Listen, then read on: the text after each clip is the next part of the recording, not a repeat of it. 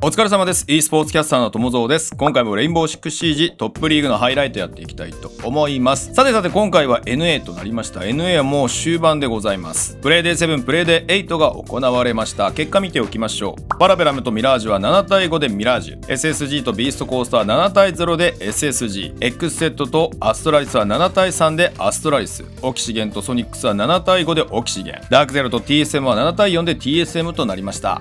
そして Day8、 X セットと SSG は7対1で SSG、 オキシゲンとダークゼロは7対2でオキシゲン、ソニックスとアストラリスは7対3でアストラリス、パラベラムと TSM は7対5で TSM、 ビーストコーストとミラージュは8対7でビーストコーストとなりました。かなりね NA の戦いは2点3点しまして、いい意味でミラージュがかき乱している、悪い意味でオキシゲンがあまり勝ち星を伸ばせなかったというところで、どこのチームが上がってくるのかという混戦になっています。順位表は後ほど確認したいと思いますが、まずはこの10試合の中から選んだ試合、こちらとなります。ソニックスとアストラリス。アストラリスはこのプレイデー7、プレイデー8の成績により一躍トップ4に入る可能性が出てきたという形になるんですが、プレイデー8ではこのソニックス、今回はトップ4に確実に入るのではないかというふうに目されていたソニックスに快勝という形となりました。高層ビルで行われた戦い、一体どういう内容だったのかというところが気になりましたので、ここをピックアップして見ていきたいと思います。さあ、お互いに1対1という形で、高層ビルというところもあり、手探りな立ち上がりになったのかなという印象はあります。お届けするのはラウンド3から。マップ縦に広がるアストラスに対して、ソニックスが情報を取り、ドローンで相手を見つけ詰め寄っていくんですが、アストラリスが粘り強くポジションをキープします。そこで発生した壁抜きのショット、これにより事態が大きく変わってしまうという、そんなラウンドをご覧ください。You'll be good, you'll be safe. That's correct. Forest position on the back stairs is the most crucial player for the side of Astralis. Of course, he's got the toxic canister to slow down Geo on the Monty, but his position on the staircase is holding this entire bomb site together. The moment he falls, life gets a lot more difficult for the defenders, so that's where Soniqs' focus will be in the beginning here. Of course, Astralis, they try and support Iconic downstairs with that hole in the bottom part of the floor. He has a line of sight to assist Forest if Canton pushes up too far. This is a slow round so far. The last round was quite slow too.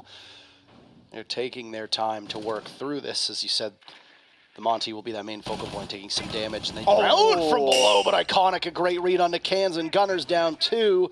Soniqs have lost 2 players, and now Geo under fire, puts the shield away. Grixer to the rescue, but it might be too little too late. DP Fire falls also. Suddenly the Soniqs have got themselves a way in here. But they have a lot of time to work with, so they can continue to get this ball rolling. Rexon on a rampage. He's now downed. Let's put Grixer in a 1v2. What can Grixer accomplish? A lot, but Shuttle reads it so well through the wall. Astralis takes the lead back. 壁抜きがね、ラッキーショットだったというつもりは全くなくて、相手の打ち込みに対してしっかりと反応していたアイコニックの勝利だったかなというラウンドだったんですけれども、ラウンド4もしっかりとアストラリスが防衛ラインを引いていきます。やはりね、高層ビルは窓からのエントリーというのが非常に多いマップでもありますので、特に2階におけるフロストのピックの重要性というのが高まっているかなという昨今。目の前を相手がよぎったので、そこは勝負したくなる気持ちはわかるんですけれども、ガンナーの足元がおろそかになった、そんなシーンも含まれたラウンド4をご覧ください。Done. Look at that. Great job, everybody. Like we did it. We accomplished it. Great job. No bandit that we need to worry about. 1 minute off the board. These rounds are taking forever. I don't know what it is. It was like when we casted yesterday, we'd be talking, then we'd look up and we'd be like, oh my god, there's 40 seconds left in the round. Now it's like we're talking. We're like, there's still 3 minutes left. To be fair, the pacing of Skyscraper, especially with Mirror on the board, is a little bit slower paced than most other maps, especially because the approach for Soniqs is very calculated right now. But even though they are trying to calculate their every single move, Astralis, they're there fighting every single time, and once again gets the opening kill to trade back with that grenade from Kansen, but it's the last nade available to the attacking side because Rexon got shut down earlier. So little utility left now for the attackers. And Astralis, they can just hold on and wait for their move. So many trades here in this game where teams really have not been able to have that upper hand very early on. It keeps them on a very, very even level. Soniqs have the upper hand right now, though. Astralis from the back, waiting for a walk-in towards office. DP Fire manages to get past Gunner. Gunner will hop right into the frost mat. Baited! J90 now holding his own court. Soniqs have a 3v2, but the thing with Soniqs that one of them's in a frost mat and Gunner cannot be retrieved. Iconic, do you not see him? There you go. Get the free kill. You're not the one that was instrumental in that. It was Shuttle, but Iconic gets it either way. 30 seconds left. J9O still here. That's the real deal, baby. Can't light up Kansan enough. Kansan actually doesn't take a single point of damage. Will now hop through the window. He's in. J9O, a different angle. Sees the Thermite go by, but he's just a little bit too fast. He knows exactly where he is, giving the calls to Iconic. They can work together to do this. And Shio's been downed. Now it's Kansan in an act of desperation, but he's been spotted as well. Astralis have this information. They just need to waste time too, but it's Iconic to come in. Kansan, the unfortunate team kill. ちょっとね、攻撃においてソニックスバタバタするところが目立ったんですが、このラウンド5はしっかりと高層ビルに対して緊急してきているなというシーンを見せてくれます。一回 BBQ、そしてキッチンに対して先にエリアに入ることに成功するんですね。ただ単純に中から戻ってくる相手に打ち勝つのではなく、戻ってくる相手をしっかりと抑えられる車線を熟知していました。網を張ったソニックスの素晴らしい車線をご覧ください。So you see maps that all of a sudden get brought out. Though I do always get a bit fascinated when a map that you don't usually play or we don't see all that often gets used by a team when there is a high amount of stakes. Yeah. It's a matter of, you risk the biscuit, if you will. Because, of course, when you're in this position in Pro League, you're always thinking, okay, we might play Sky Super, sure, but does our enemy play Sky Super comfortably? Well, we think we are more comfortable than they are. We can take this risk, maybe get a freebie, and that might just put us to the major. Oh, Kansan has been so efficient on these opening picks of his. And he gets another as well. Goodness, he's just feeling it. The pitter-patter goes. That's put Astralis in such a bad spot right now. 4v2 with the Soniqs, looking to keep things close in terms of numbers on the round. J9O will need to clutch out with a tiny bit of HP. This is not looking good. He's going to be watched from all sorts of angles. He drops here, he makes a sound, and it's Grixer holding way far away. Easily done. Soniqs looked mighty fine on that round. They just walked in and slaughtered Astralis, who didn't even seem to fight back. 結構ソニックスの攻撃がバタバタしていたので、このままアストラリスリードで折り返すかなと思ったんですけれども、ここでソニックスやっとやりたかった攻撃が通ります。裏口階段のモンターニュ攻めというのは世界的にもかなり増えてきたかなというアプローチなんですが、それを行うためには裏口階段下から潰すというのが非常に大事になってくるんですね。それをしっかりとやりきったソニックスが快勝でこのラウンドを取るというところまで持っていきますので、そのあたりをご覧ください。That's correct. It is a bomb site that is very region dependent. It is a bomb site. That is actually. It is a bomb site. It is a bomb site. Yep. Might not get played a lot, but it is one. Just like this is a round.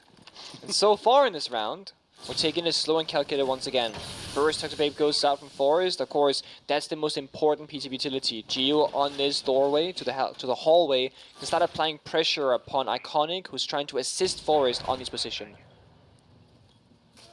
The sounds are going off. That's a laser gate that's actually taken by somebody. Forest droned out on these brown stairs. First kill goes to Soniqs.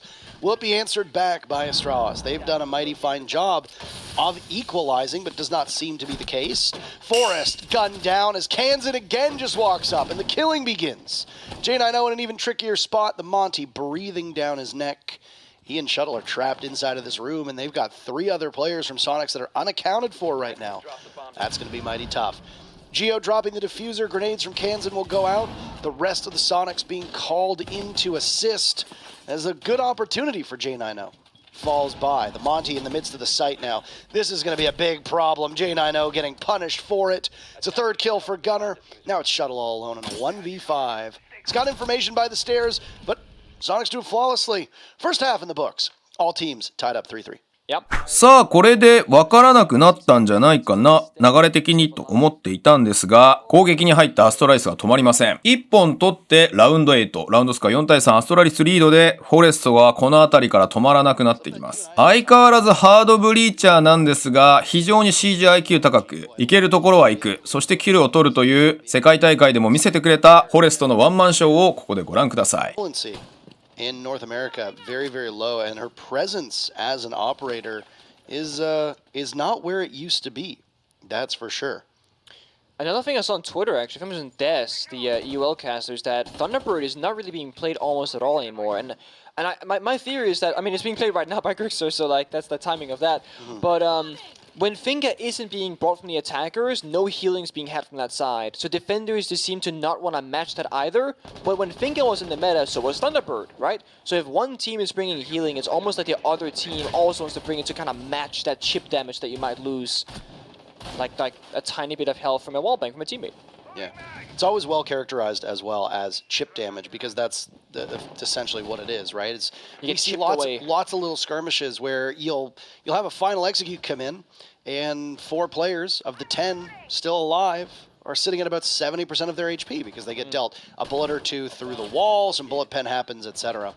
All the while that we've been talking, it's left us with the final minute here in round number 8. Astralis has the lead. Soniqs want to equalize. It's been a fairly dominant half when things go well, but Astralis are just going to march right in. Forrest the first kill, taking control. He's looking for more. We talk about chip damage. Your eyes should move to the right side of your screen. Astralis suffering from some devastating blows, none of which fatal until Geo gets in on it, traded out by Forrest. Astralis still having that advantage. They got 30 seconds to get in. J90 and Iconic making their guns just absolutely rain bullets. But there's Rexon, suddenly with 2, and Iconic has been downed as well. It's Forrest in a 1v2. Things look mighty good for the Soniqs. He'll creep up. He knows exactly where he is, and Forrest wins.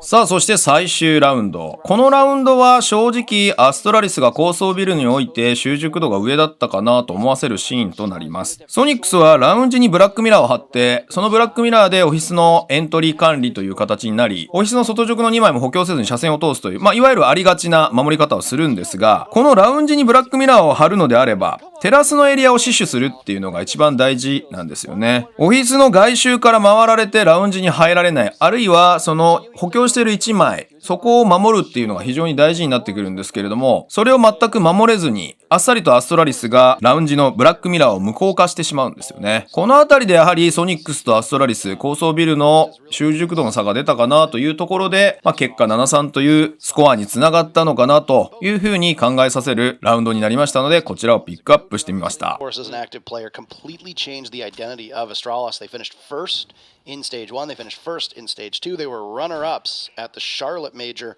that happened in the spring. And yeah, they didn't have a very good result at Berlin, if memory serves me correctly. They were the first team to actually get eliminated. But you have stumbles. Every team does. We've seen teams win majors, then almost get relegated the very next stage. It is true. Of course, Astralis, they got more work to be done. They need this final round or one of these next upcoming rounds to win this in regulation, which is what they want the most. A lot of utility that was just used, by the way. And again, thanks to the ties spectating yesterday. Oh, yeah. Got to catch a lot with the bandit tricking. And now we get to see the immense amount of value that these gadgets bring. The story of Rainbow Six is so often not about who gets the kills, but how you get them. And, oh no, facilitating your teammates is huge. Astralis decide that with everybody still up on the defense, it's time to go. Kansan's down. Shuttle's been traded out, but has not been retrieved just yet. There's Geo to do it, but J90 does not let him get much farther. Astralis can walk in and attempt the plant. Forrest has diffuser in hand, and he wants to take the engagement instead of going for the diffuser. Maybe try to get the case down. There you go. But he does so in a way where he's completely exposed to Gunner. Not where you want to be. Iconic finds safer harbor and looks like he'll be able to get it done. So now it's incumbent upon Astralis with the match on the line to keep the Soniqs from getting back to the bomb site. Gunner and Rexon have some really heavy lifting to do here. They walked in with an excellent shot of clinching the major today, but the Soniqs find themselves on the wrong side of Astralis, who woke up and chose violence. Astralis outside of the map, waiting, tempting them to get on it. There's Gunner on the diffuser. You gotta go. You gotta go. You gotta shut him down. He's almost there. You get him just in time, and it's Rexon to die to J90. Soniqs seemingly had the answer very close. さあというわけで改めてスコア見ていきましょう。ソニックス左側なんですけれども、レーティング完全が 1.02 という形で、それ以外は1に届かずというところでなかなか厳しかったですね。特にウェルカムマットにも引っかかっていたガンナーは 3-8、レーティング 0.59 と踏んだり蹴ったりっていう感じはしますね。一方でアストラリス、レーティング的には J9O が 1.22 と1位を取ってるんですが、やはり目立ったのはフォレストでしたね。同じくレーティング 1.21、KD が 10-7、そしてエントリーが 3-1 という形で、シャトルも 3-0 というところで非常にいいエントリー勝負できてると思うんですけれども、やはりフォレスト中心のチームだなというのを改めて思わせてくれました。さあランキング見ていきましょう。ランキングこちらです。 TSM SSG が Day9 を待たずにメジャー進出を確定させました。敗れましたけれども、3位にソニックス15ポイント、そして4位にミラージュ15ポイント、そして2ポイント差でアストラリスという形になりましたので、残り2席は Day9 でこの3チームで争うという形になりました。6位 X セット、7位ダークゼロ、8位オキシゲン、9位パラベラム、10位ビーストコーストという形になり、個人的には X セットまた行くかなと思ってたんですけれども、意外に今回は苦しみましたね。あとはちょっとね、ダークゼロもうちょっとしっかりしてくれよと思いますね。メジャーチャンピオンなんだから2期連続でメジャー逃すってどうなのよと個人的には思ってしまいますね。オキシゲンはラクシング抜いたのが逆にマイナスになりましたけれども、このねプレイデー7、プレイデー8というところは調子上げてきてる感じがしているので、新しくセーターを入れてここからどういう風に上げていくかというところなんですけれども、メジャーに出れないチームここからインビ予選ぐらいまで空きますからね、3ヶ月ぐらいはがっつり空くんじゃないですかね。ちょっと国内の大会とかがどこまであるかは僕もあんまり分かってないんですけれども、さあこの長期間のオフのところで